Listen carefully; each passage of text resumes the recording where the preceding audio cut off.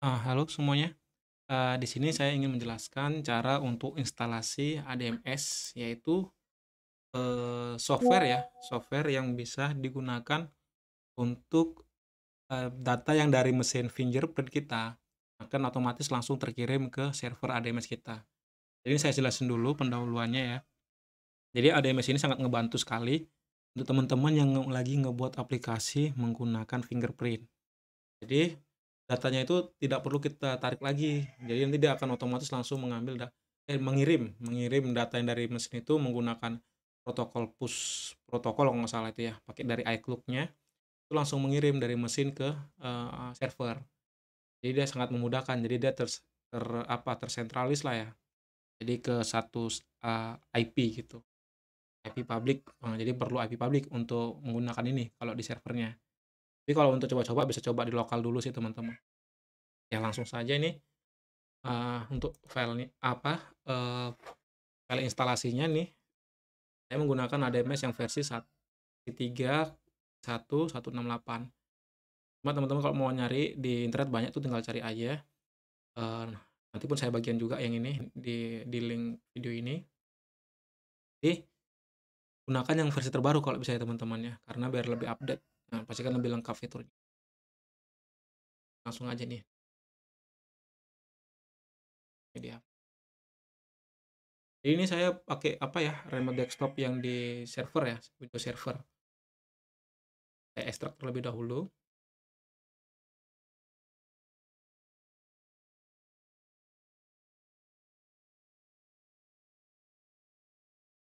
Jadi selain, IDMS ini ada juga sih produk yang sama kayak gini juga, itu kalau nggak salah punya JKTeko bukan ya, Fingerspot ada tuh, saya lupa itu kalau nggak salah Fingerspot atau JKTeko yang saya kirim linknya juga di deskripsi, itu juga kayak itu ADMS juga gitu. Jadi dia cuma beda tampilan sama beda yang buat. Jadi ADMS ini dibuat dari, Python ya, di Django, sambil nunggu paket selesai ya. Sebenarnya sih nggak mesti juga kita pakai software ini. Kalau kita mau lihat request-nya apa-apa aja yang ada di ADMS ini, kita bisa lihat request-nya itu. Contohnya pakai WireStrike untuk nangkap, paket-paket yang dikirimkan itu apa aja, jadi dibuat, root datanya itu, untuk ngambil datanya otomatis. Jadi ADMS bisa kita buangin sendiri sebenarnya.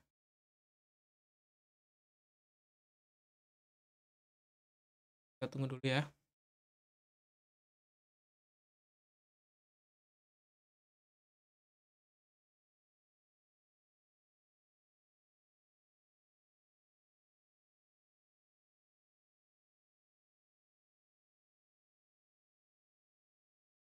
Sorry, sepertinya koneksinya, gangguan ya ini, coba, eee, lagi, bentar ya, agak gelap ya.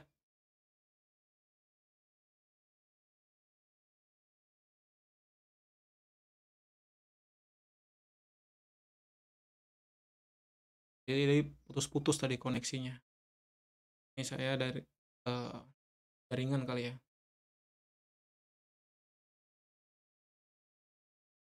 Oke, udah selesai nih udah, kita tinggal install aja nih DMS-nya.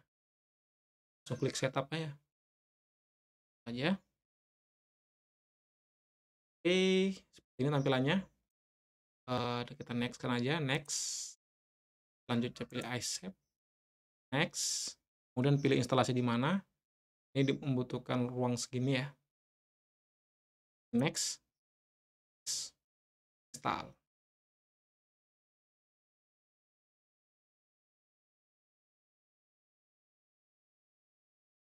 Di port default ADMS ini kalau nggak salah 8080. Jadi bisa dirubah sih, cuma ya mau menggunakan port default juga bisa.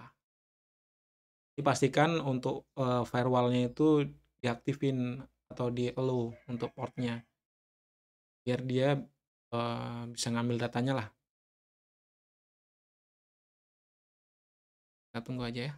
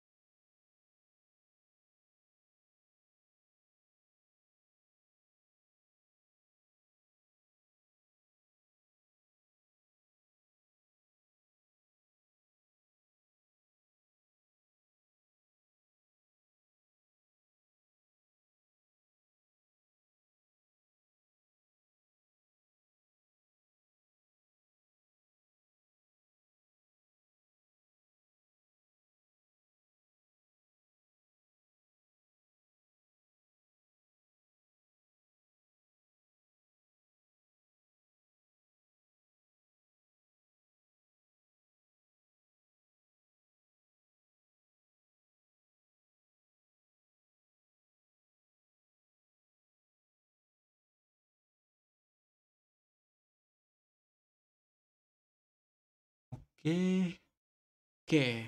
Jadi dia meminta restart komputernya. Oke, ini kita restart dulu terlebih dahulu aja, oke. Oke, sebetulnya nggak mesti restart dulu juga bisa sih. Karena nanti di sini, akan ada port yang dirubah, cuma ini saya buat, settingan default aja dulu. Restart aja. Tapi ya, tampilin aja.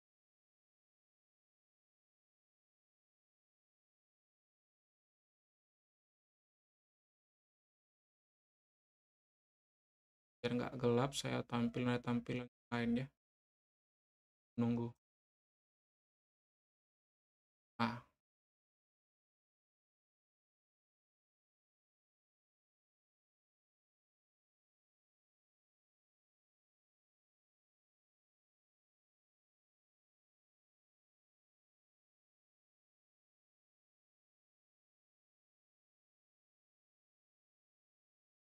kita remote lagi coba.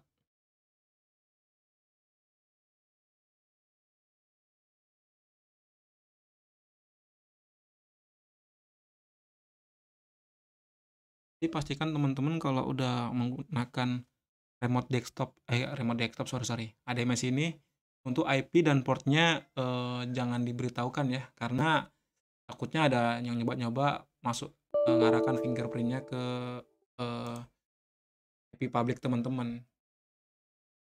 Jadi biar lebih aware aja.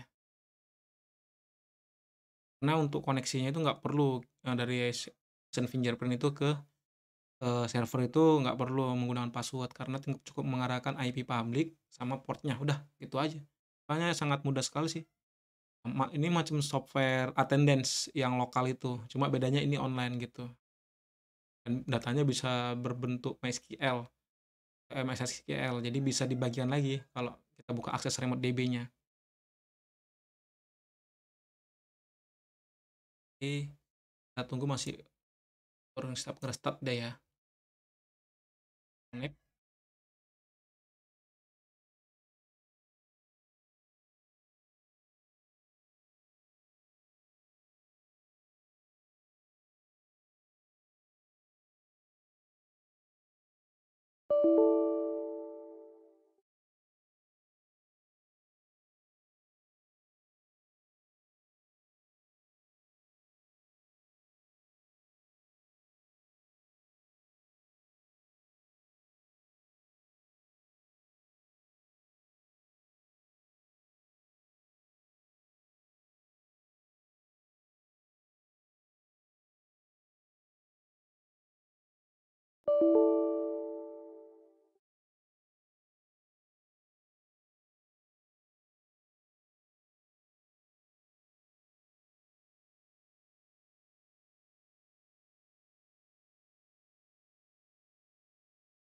Oke, sekarang udah, selesai di-restart ya.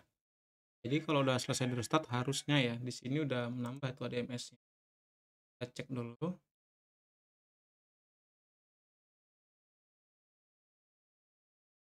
coba kita slot aja.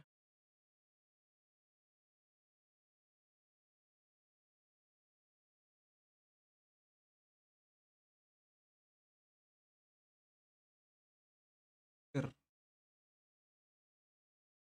look already okay. Ini dia, coba configured. Nah, kalau dilihat seperti ini ya, port 8081, kemudian untuk database-nya portnya 833, ini default ya. Cuma ini kalau teman-teman di Mikrotik ya kalau nggak salah ini nggak bisa nih, terlalu, rank-nya terlalu banyak kali, jadi harus ubah portnya. Pokoknya buat aja 4 angka gitu. Kalau hostnya tetap aja ini, kemudian database-nya teman-teman sesuaikan sama kebutuhannya. Oke, ini kita kasih untuk usernya ini nanti user lokal, nanti teman-teman juga bisa nambahin, administratornya dari DSQL contohnya, remote database. Ini cuma saya tunjukin aja tampilannya dulu. Oke, Kak, Outlook-nya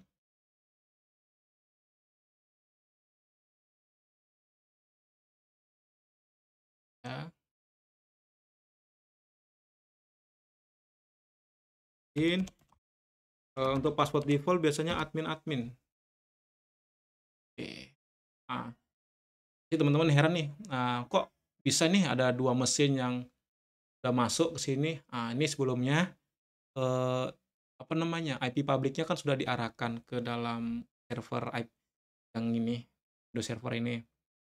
Nah, jadi ketika ADMS ini selesai diinstal, langsung langsung masuk datanya. Jadi langsung masuk nih mesin mana yang masuk, kan. Oke, data-datanya langsung masuk juga, contohnya kayak transaksinya, absensinya langsung masuk di sini, kemudian nama-nama pegawainya juga. Tapi pastikan teman-teman untuk settingannya di ini ya, saya bentar ya saya jelasin dulu, eee, firewall ya kalau nggak salah. Ada di sini, firewall ini teman-teman setting untuk inbound sama outbound-nya. Nah, contohnya port-portnya, apa-apa aja yang harus dibuka gitu. Contoh port-port berapa gitu kan. Terus outbound-nya apa aja contohnya kan. Nanti teman-teman bisa itu setting sesuaikan sama kebutuhannya teman-teman. Jadi di sini kayak inilah, lihat nih list-nya nih, apa aja, port mana yang dibuka. Nah, ini 80, 81. Jadi setelah di sini di komputer lokal kita dibuka, selanjutnya di, mikrotik di-forward-kan untuk 80, 81 di IP public itu dibuka juga. Tapi untuk IP public ini tidak saya beritahu ya, karena kan privasi ya. Ini keren sih, karena kita udah berhasil install, di sini kerennya apa, pertama satu, kita bisa ngerubah atau memindahkan data, user gitu ya, employer gitu ya kan, ke mesin lain. Bisa kita pindah atau bisa kita delete, move, atau enroll ya, mendaftarkan lagi jarinya gitu. Jadi bisa kita buat, departemen juga, contoh departemen ini, mesin ini, jadi kayak macam kita buat beda-beda kantor gitu, kantor ini kantor satu, kantor 2 dari menu departemen. Nah, nanti teman-teman bisa buat nih, tinggal append aja, append terus masukkan departemen number-nya terserah ya, buatlah nanti situ, kemudian nama departemennya. Setelah dibuat tinggal di-setting aja itu di sininya, si ini serial number ini dia departemen apa gitu. Sama satu lagi pastikan untuk waktunya itu sesuaikan. Nah, kita menggunakan apa itu? GMT7, tinggal simpan aja. GMT7 langsung connect ya ke mesin fingerprint-nya. Jadi ketika sini berubah, di fingerprint juga berubah. Makanya di sini harus agak hati-hati. Karena dia handshake dia. Dia communicating lagi ke mesinnya.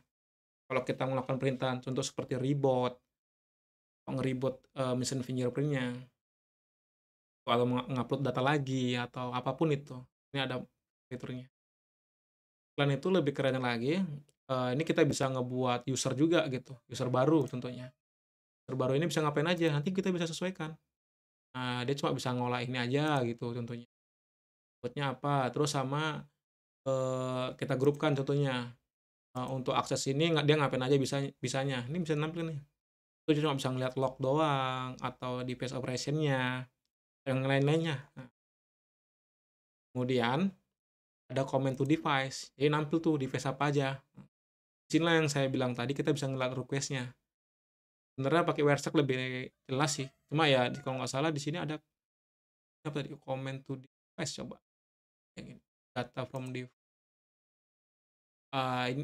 lebih lengkapnya sih pakai Wordstack sih, lebih jelas dia cara root-nya apa. Oke, ini dia iCloud. Nah, ya teman-teman, jadi kalau untuk fingerprint-nya kalau ditanya, apa fingerprint-nya harus menggunakan IP public juga, Mas? Nggak perlu, dia tetap IP lokal, yang penting fingerprint itu terhubung sama internet, mau dia pakai kabel jaringan 3G45 ataupun pakai WiFi, fiturnya kan sekarang udah banyak tuh fingerprint yang bisa connect pakai WiFi aja, dibawa-bawa gitu kan, pakai baterai dia.